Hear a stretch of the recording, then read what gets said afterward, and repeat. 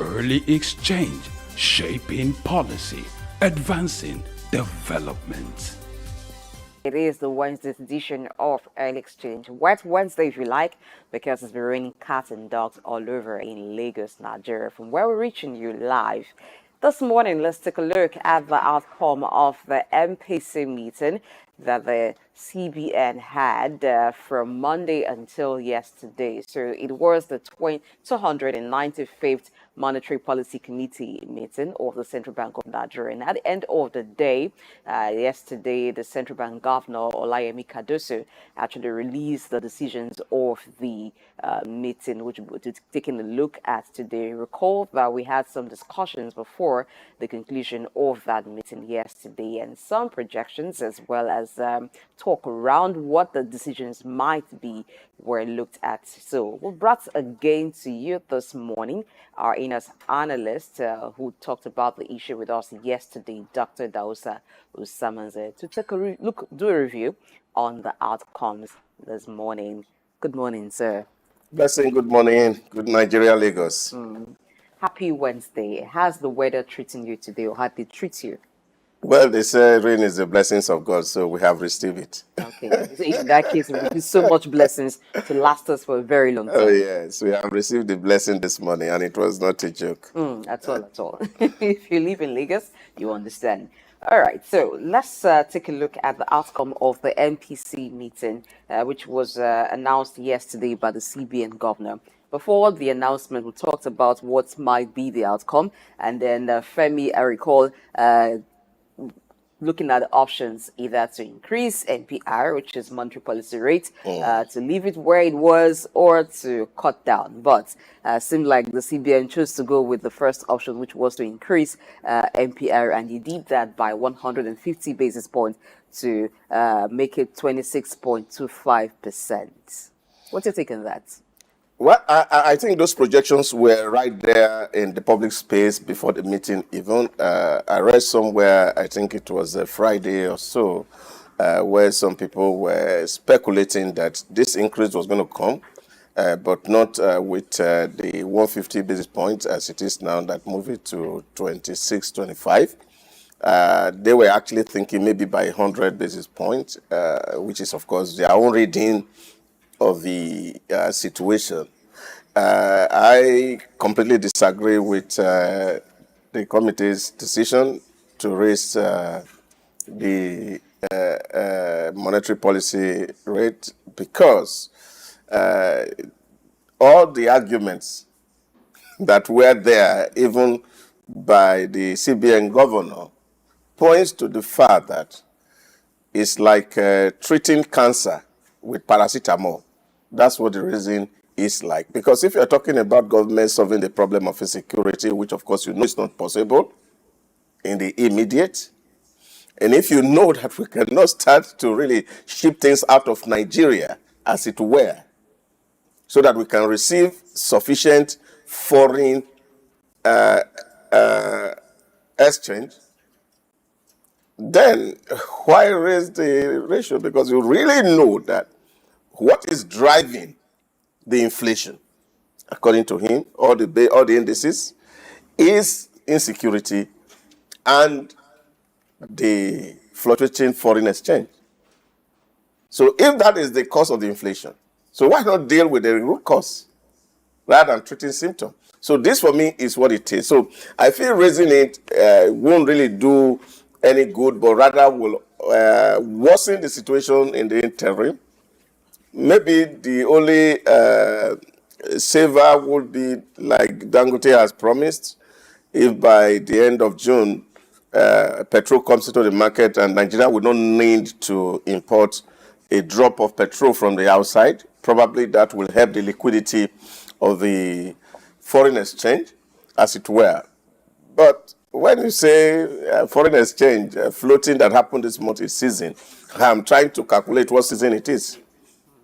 All right, according to the CBN governor, he did say that they decided to further tighten the monetary policy rate because what they had done before, raising it from 22.75% to 24.75%, in their assessments, it actually worked in reducing inflation. Do you disagree with that position of his? I completely also disagree because it's important for us to understand, because when you know what is causing something, you will know what you're doing. How does your increment in February affect what happened in March? We saw what happened in March was the decision of the CBN to deal squarely with issues that were in the BDCs. And there were a whole lot of people speculating what's likely going to happen. A lot of people were pushing out their dollars, and all these things crashed the price of dollar in the market. And there is no way that the reduction in the price of dollar, which was almost going to 1.8, and it came to 1,100, in some places 1,000, will not significantly affect prices in the market. So what you saw happened was that first reduction in the exchange rate gap. Now the rate is going up. So you can't say tightening worked. It didn't work. The prices came down because you saw the inflation figures coming down because of the real principal driver of that inflation. We are an import-led economy. And so whatever happened in the foreign exchange market affects the inflation figure here. So what we are looking at is the fact that the inflation figure were not driven because you raised the MPR. All right, we'll come back to the implication of the new rates of the MPR. Let's take a look at credit reserve ratio, which was dropped from 50% from the last MPC meeting to 45%. Should that be some relief? Well, it's still tightening. But instead of the bank reserving 50% of their assets, they would now have 55% to lend out, even though the rates are high. Yeah, but this is it. You are looking at giving money out at that rate. Who is going to take the facility, really, in the first place? So these are the conversations that we should have. And how do we become competitive as a nation? Is we have to find a way to play around costs. Every economy that has emerged after Europe and America did so on price competition. If you look at the Asia tigers, whether it's Malaysia, whether it's Singapore, whether it's Japan, whether it's Taiwan, whether it's China itself, whether it's India, everybody is playing on price. So there's no way we can drive an economy that is this expensive, and we are hoping that we will become competitive. It will just be a starry-eyed dream. Now, if that would be the case, the new rate does not allow for competitiveness. Yeah. Does it suggest that perhaps the CBN is not in touch with the realities of the Nigerian economy? Yeah, but you see, many of the people who sit there, they are looking at it from one point of view. And the only institution that is protected is the bank. And that, for me, is the real huge worry. I have said on this show before, and I think there should be a real balance in saying who become the CBN governor. That we don't need to use bankers as CBN governor because they go to the CBN to protect the interests of the bank. We need real economists to become governors of CBN who can think for both sides of the divide. Because all these things we're talking about only will help the bank, but will not help the manufacturing, will not help the real sector, will not help even the real estate. So the informal sector has already been destroyed and bastardized. The SMEs are not doing well. So these are the real issues. So who are we really protecting? So we're not protecting the interest of the bank and those who have stake in the bank. I think that they must be able to see beyond what happens in the bank to what is happening in the society at large. People need to take a walk around society. If they can't do, they can hire agents and let them talk to people on the streets. how they are doing with their loan, and what are the issues. They should start a business and see how it is easy to make 24% of profit.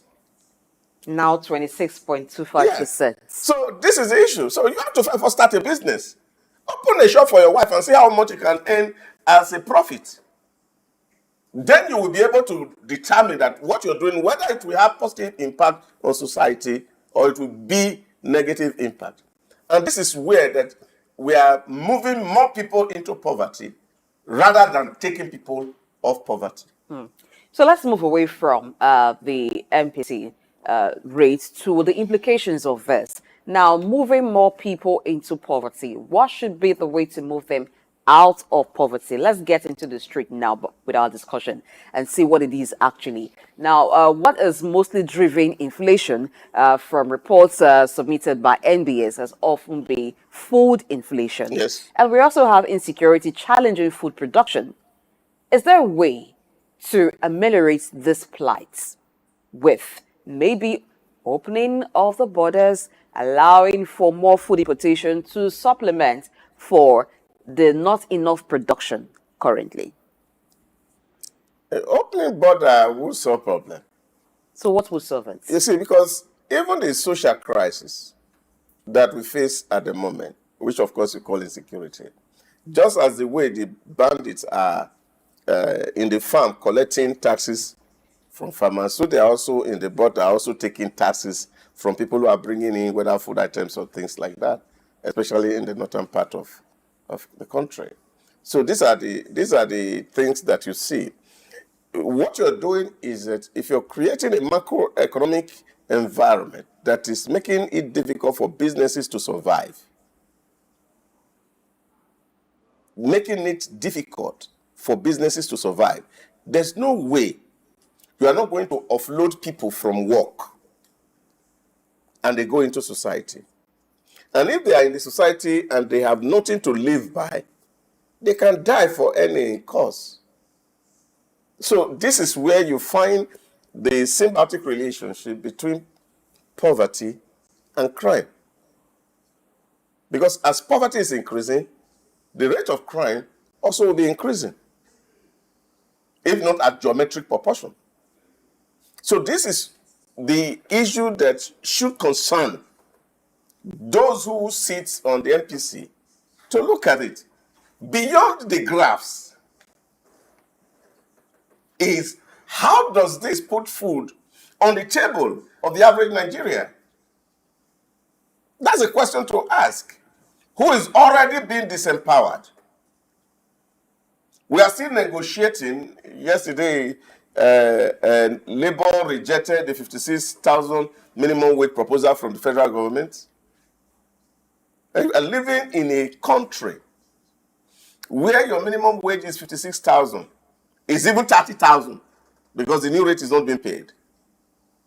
And if you are commuting between 3-4 bus stops, you pay up to 500 on the road. There are no public transportation that is free. All the money gets into these things. You've removed subsidy from petrol. You remove the so-called subsidy from electricity. So how are you going to engineer the economy to work? It can't work. This can't work that way.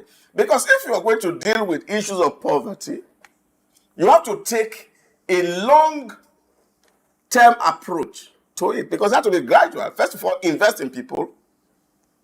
And once the people become productive, then you cannot begin to use those your instruments. As it is now, people are not productive.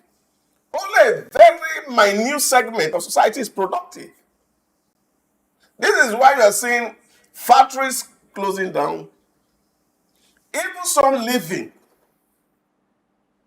established blue chip companies, multinationals, are moving out. Because the macroeconomic environment is not friendly. It's not friendly. All this we are doing is just to make your creditor happy that you have capacity and you'll be able to pay back your loan. And I think we can get to that point where government really need to get with their credit and say, sit down, we have a problem, our problem is peculiar, we don't have productivity in this environment. We need to run some basic policies that will drive productivity. And if you give us 10 years, after 10 years, we can start to repay our loan when people become productive. So I think for me, that's the way to go, really. Now, in this kind of economy where the purchasing power of many persons have dropped, looking at policy, now the federal government is trying to encourage credit economy. And the CBN would be having another MPC meeting in a few months' time. What are your recommendations in this aspect to balance up what the federal government is doing to kind of stimulate the economy? See, when you want to give me a credit card so I can go and buy credit, you must also have in mind that I have a place where I can be able to get, for example, resource to pay back.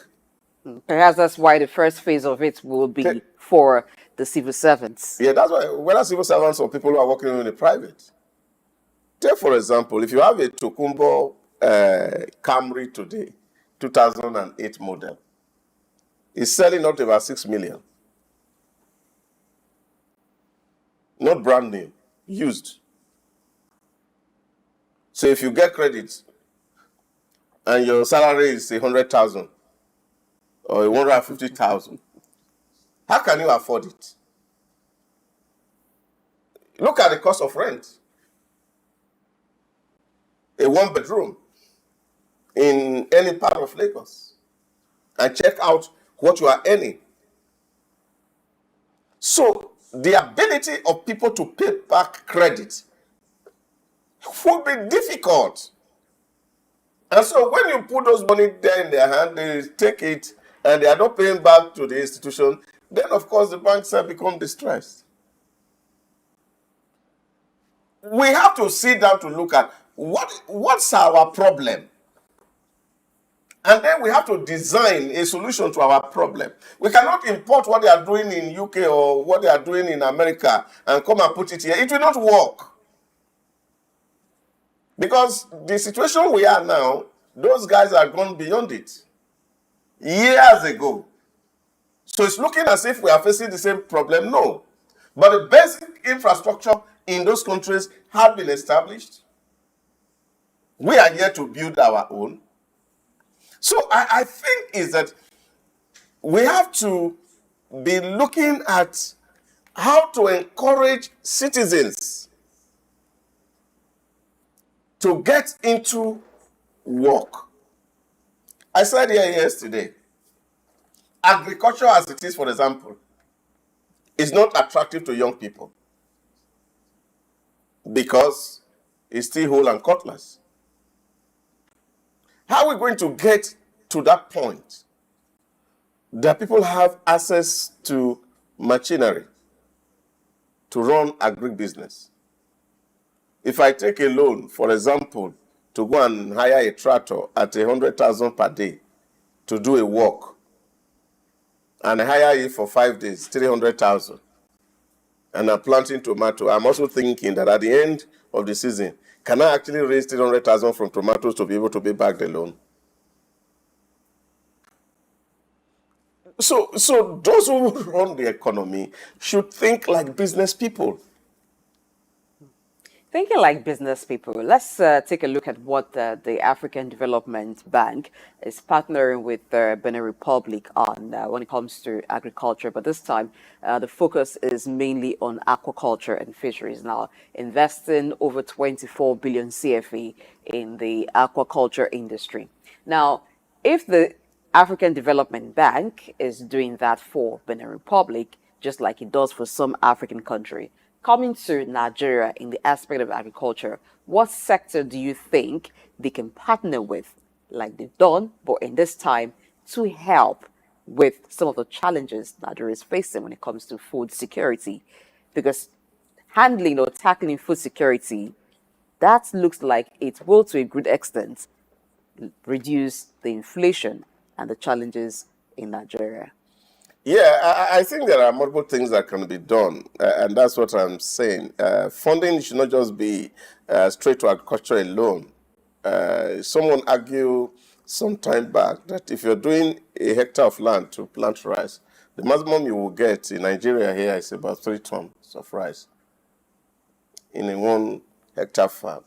But if you have same farm in Thailand, you can get up to 16 tons. So what is the difference? So the yield. So which means there need to be more research on how to increase the yield of our seedlings. That's critical. Because we have a 200 million people to feed. So you must be thinking about what we need to do. That even if you are having, because we don't have so much land as people tend to speculate. Oh yes, there are land that looks uncultivated, but they are not that much. If the army of young people today who are roaming the streets are asked to go to the farm, there will be no land to cultivate, really. That's the real truth. If we must be honest with ourselves. So what has happened to the land? land? You can be looking at the deserts in the Sambisa area, but they are not cultivatable. But we also calculate it plus the 923,000 square kilometers that we have. Desert has taken some part of it. Isn't there a way to reclaim? Well, reclaiming is expensive and need critical investment. I remember in 2015 when Muhammadu Buhari came into the office, and the first thing he did was to ask all the permanent secretaries to come give him an update on what was happening. I remember in one of those meetings, and there was this permanent secretary in the Ministry of Water Resources was giving, his own report, and then the president stopped him and said, "Look, there was a study that was done some years ago about the Chad Basin. I didn't see it in this report." And he said he stumbled into it while he was in London, and then called the attention of the then president of Nigeria, Obasanjo, to it and said, "Look, I saw this report." So Obasanjo had to invest in it, and he said that time they spent about 55 million to really do the study to see that, because they were thinking that the Chad Basin was going to dry up and its implication on the Sahel. That was done in the 1970s. Between 1970s and now, that report is in the State House gathering dust. Nobody looked at it. Nobody think about it. So when you say you want to reclaim land, it's had to be a deliberate effort. And that requires a whole lot of commitment from power that be, and we're not walking toward that direction. I think those are, for me, the real issue. So investment in agric research is important for us as a people to see how we can improve our seedlings, improve our stems and our tumbers, so that we can produce, even with the least size of land, a sizable portion that can feed a majority of people, and then of course we can also grow for export. These are the issues that we will need to be talking about in the days to come. Yeah, a few states has land. If you go to Niger State, you go to Kebbi State, Adamawa, you go to places like Borno, you can see some good land, but I don't think it's evenly spread across. So if you come to South and come to Southeast, there's no land to farm. Looking at it further, if the rate is not going to help the economy heal from the dilemma, from the troubles that it's been having, top among them is inflation, what would help? So let's turn our attention now to the Presidential Fiscal Policy and Tax Reforms Committee, which have been making some proposals regarding the economy. Now, one of them is the proposal for the informal sector not to be taxed, and then categorically the chairman of that committee, Taiwo Idili, did say that the informal sector, and he talked about those who make 25 million and below yearly, not needing to be taxed because they're struggling to make ends meet. They should be encouraged and not bothered with tax. And that seems to align with the thinking and the submission of the president in the popular saying, let the poor breathe. So in letting the poor breathe, let's look at the feasibility of this recommendation. First, it sounds very ambiguous when the word informal sector is used. And then you also say that those who make 25 million or less should not be taxed. The question is, who are those in the informal sector? Do we have people of that category in the informal sector? Well, I don't think the reference is just to everybody who is in the formal sector, even those who are in the formal sector, whose profits earning in a year is not up to 25 million are also covered. Informal sector are those people who are doing roadside, grinding pepper, selling corn, and doing so many things around, and they're just using this for means of subsistence alone. So those people are also contributing hugely to the GDP and to the economy, really. Now, if government is moving around, and of course you know they do, especially at the local government, moving from one councillor to the other, collecting rates, and whatever little thing they get, they share with the council people. And it's even worse of the crude way that this is done, when you have to engage area boys and miscreants to go force these women and these men to get the things out of them. Is what, of course, how that will be implemented in major cities will be a real huge problem. You see public buses in Lagos and see how they are harassed by these area boys. So even if they are not going to pay official tax to government, which I keep insisting, the one that they are paying to these area boys who are littered on the road is massive. So is there any deliberate thing that government is going to do to clean this road so that we don't have these miscreants on the road? Because you would think that somebody who is taking 1,000 maybe from Balende to Ogba, at the end of the day, if you take it from here, he takes 3 seats. That guy had to buy petrol. He's paying in Obalende here. When he gets to Ogba, he pays also. He buys petrol. He maintains his car. So at the end of the day, you see that they are working for these people. And he may not be able to do, if he goes to stay in a park in a day, may not be able to do more than 3 or 4 trips in the whole of the day. And every time he carries passenger, then these people take money from them, which is not accounted for. And these really don't go to government. So we must understand that it's not just official tax people are paying in our major city. And this is not just Lagos alone. And this across all the cities in Nigeria. So how do we save these people? Because we are talking about government tax now. So that's the problem. At a certain level, government, local government is taking from people. At a certain level, state government is taking. At a certain level, federal government is taking. So these are the issues that faces us. Now, what are the real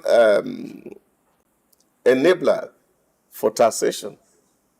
It's the ability for people to earn money.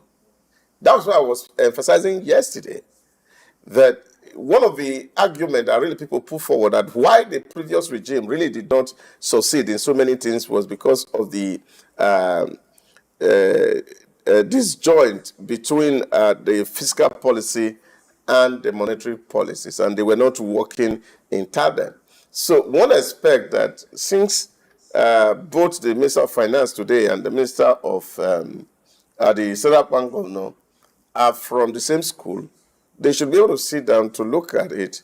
How are we going to calibrate the economic system so that it can engender prosperity, and then we'll be able to take more taxes? So, but they need the cooperation of the lending institutions, because access to credit is the biggest problem small, medium-scale businesses face.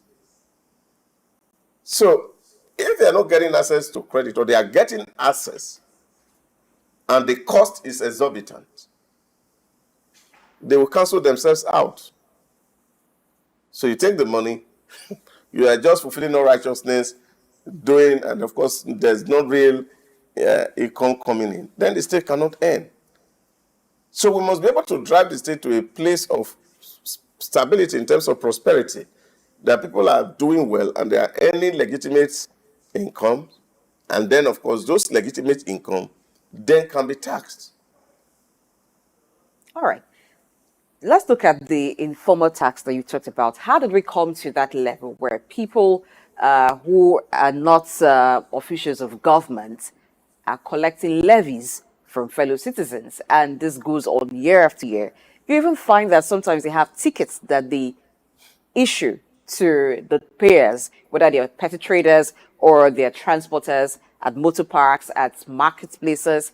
How did it get to that level? Is it being done without the knowledge of the local governments? Because this most times happen at the local government level or even the state governments. Well, I think that's where a lot of people talk about the fragility of most states in Africa, where government has lost control. And see, non-state actors are becoming much more powerful than the state actors. That's exactly where we are. And I think we must have to accept this reality. It's not as if government is giving them the fillip or the kind of support to do all those things. This chap are stronger than the state actors. How would it be? Government has the instruments of the security forces. You think government has this instrument of security forces. I watched a small clip of video yesterday, and I think it was somewhere in Ikeja here, where some military men enter into computer village and the boys beat up the soldiers blue and black. So this is what you see. People are no longer afraid of government institutions. And this is because we have allowed poverty to degenerate to the point that people really don't care about their life. I said to people, the most successful PPP project in Nigeria would have been the Lekki toll gate. Since October 20, The NSAS. NSAS protest over 3 years ago, there's no single toll that has been collected in that gate. Because the non-state actor says there must not be toll in that gate. What has government done about it? You think it's the will of government to allow that project and that investment to waste? No. Government has no control over these non-state actors. So what you see happen is that government is even fraternizing with them to allow them to remain in power. So this is a problem, and this is the fragility of our state. And this is why government must be concerned about how life can become decent for the ordinary man on the street. Because with these more tightening measures you are doing, you are recruiting more people into this army, and very soon it will become very anarchic that people can't even go out. Now, trying to ensure it doesn't get there, the Presidential Fiscal Policy and Tax Reform Committee made a recommendation of tax exemption for those in the informal sector, which we're talking about. And responding to the proposal, the Vice President of Nigeria, Vice President Kashim Shettima, said that government at all levels would do all that is necessary to ensure that they follow through with the implementation of these proposals. Now, at the federal level, it may be very possible for the implementation of this. At the state level too, it might be, but the concern is the local government level. Now, if the situation that you just painted now is something that cannot be handled, getting the informal tax collectors off the streets, what is the chance of this proposal seeing the light of day? A younger brother gave me a scenario in Niger State the other day. His friend invested in a farm, and then the bandit came to the farm to collect their tax as normal, and he has no money, and so it's okay, let me get to the village to go and get money. Before he came back, they burned down the farm. So what I'm saying to you is the fact that the non-state actors are now every day being empowered because you are moving people further down poverty because you want to make some people feel real good at the Brenty Woods. So we should not think Brenty Woods. So how did the Brexit would come into this? Listen, Yeah, just but because most of the policy options that you are seeing happen here is to play and remain the good boy in the good book of these institutions without faking our stark reality into cognizance. And our wage in Europe is about 20 euro for the least paid. And that's what some people take in a month here. So why would they be writing policies for us? And we are not considering our own local reality. That's my real worry. So if you see somebody who earns $100, for example, in a month, how would that person live on $100 today? If you do that $100, that's about 150,000. How many people earn 150,000 in Nigeria in a month? And with the current cost of food production, you know, they call it the pent rubber of Gary. I learned on Sunday was 3,800. That's what is selling in the market as we speak. And that's the commonest food that the common man can eat. these are staples. So, it's this reality that faces us, where what we are paying to our workers is not enough to take them home. So what should we be doing? We must be looking for ways to take off this burden from these people. Because the people have to be alive, working and productive to be able to assist government to do what should be done in terms of building roads or building bridges and all other basic infrastructure that states have to provide. But the current situation today, as we're speaking, is not helping the matter. So what should you do? Let's copy Europe. In what aspect? This is it in terms of wage, for example. Does the government have the ability to pay? Then if you don't have ability to pay, then don't copy them in terms of taxation. So you have to take your local reality into cognizance. So you can't say, oh, because Germany is taking 43% in corporate tax, you too, you want to take corporate. Well, so when you are doing the argument, you can use that. But when it comes to wage, you don't use it. That would be unfair, and that's unjust. So if people are earning well, yes, they can afford anything. But if they are not earning well, and you are seeing how these things are biting, it's just for you to walk along the street and you will see the psychology of violence that is in the street. People are angry with themselves. So, but because these people really do not have fellowship there, you walk into a shop, right, you won't see that. You need to come to Oyingbo market, enter Oshodi market, and come and do purchase and see the level of violence in people's head.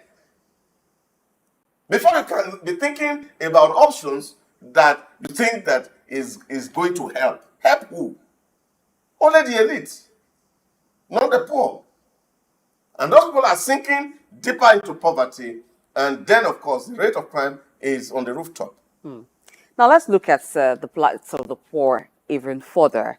Energy, which has become very expensive with the removal of fuel subsidy. Now, one solution that the government have provided or is trying to provide is making an alternative for premium motor spirits by the introduction of CNG, which it has advised that motorists turn to. What is your take on that? Does it sound like a sustainable alternative to PMS? Well, we will eventually come to that and see how sustainable the CNG vehicles are going to be. But I don't think they are as cheap as we make it sound in the first place. Yeah, but there are alternatives, viable alternatives that we can actually resort to.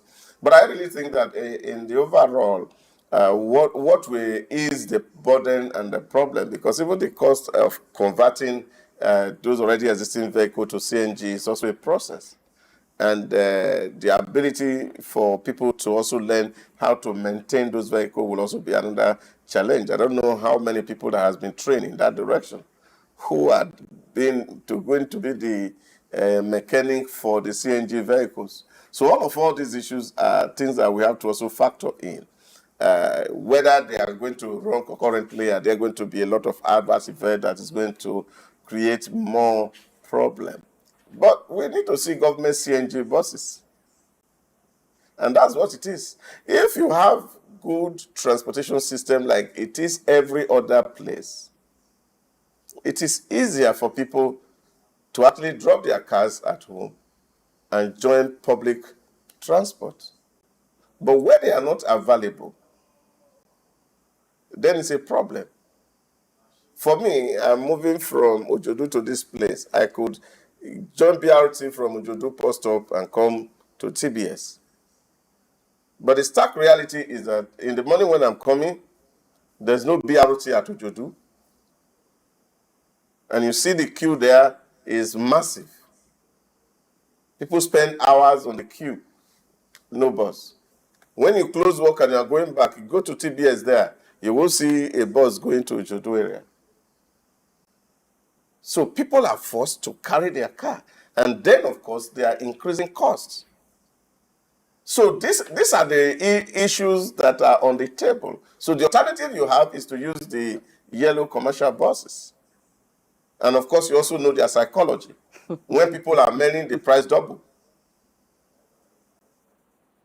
All these things, we should be able to aggregate them and then think of solution. Anything that will be anti-business will not be good as a solution. And that's why really I am not really too comfortable, because we are really saying that the lending rate is already too high.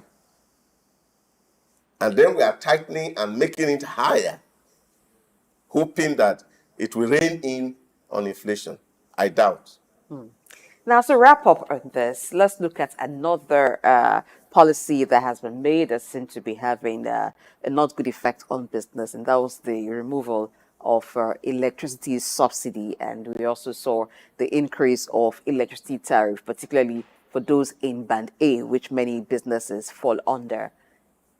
Is there a chance of policy reversal on these areas, looking at the effect of the policies on businesses? It's the ability of those who are also in business to also be able to think like business people. What I see with the electricity tariff, is the pricing really right? Because the argument has also always been that because you don't have the right pricing, there's no investment coming into that sector. And therefore, if you increase tariff, then there'll be massive investment in that sector. And as many people are playing in that sector, the price dynamics will change. Now, we have done 1 month going to 2 months. Can you tell us how much investor had come into that sector now? Or what kind of investment is happening right now? So, the whole idea is to take money from the pocket of the average Nigerian. And that's where my real worry lies. Can we be transparent in the cost element that gets into the generation of electricity? If bureaucracy is affecting the cost, can we cut down on the bureaucracy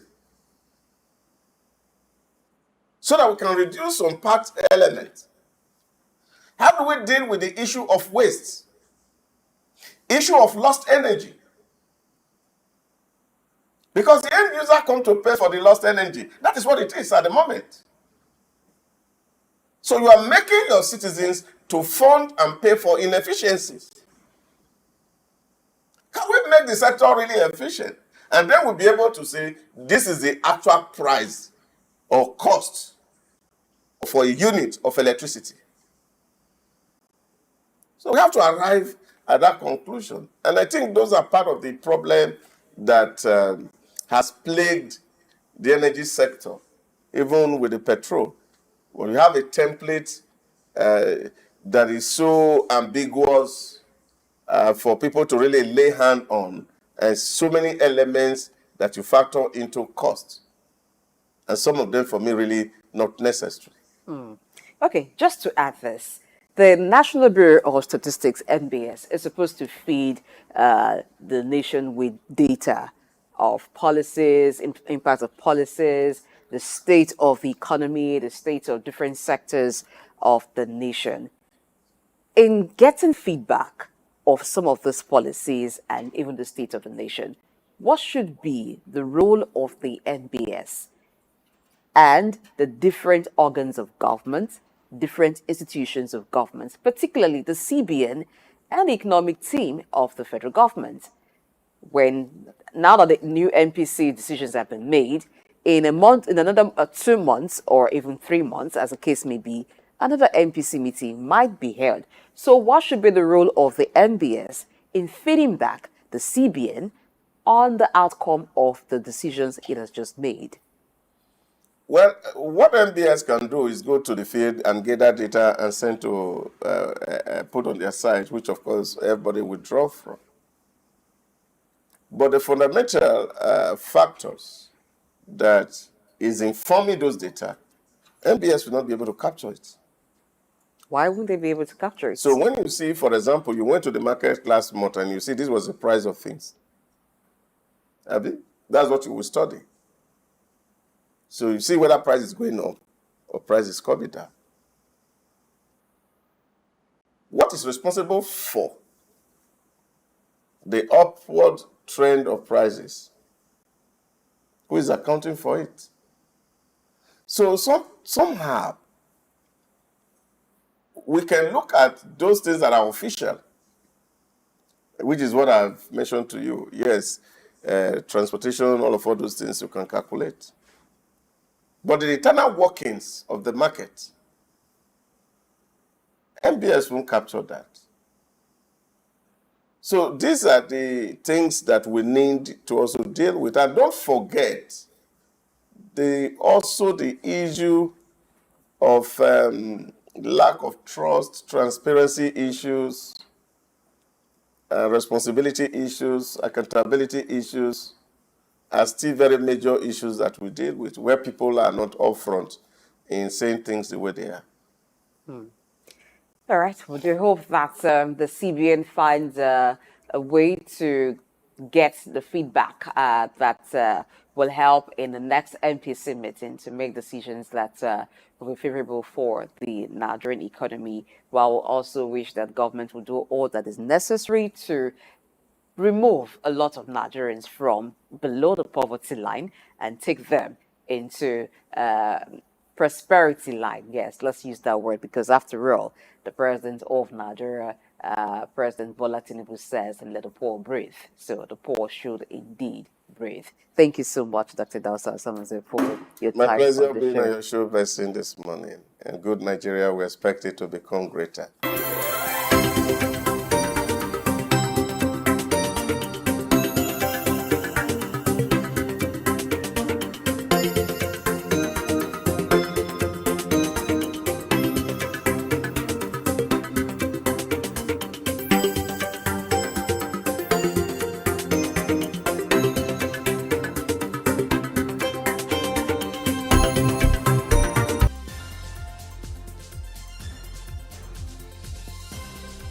Early exchange, shaping policy, advancing development.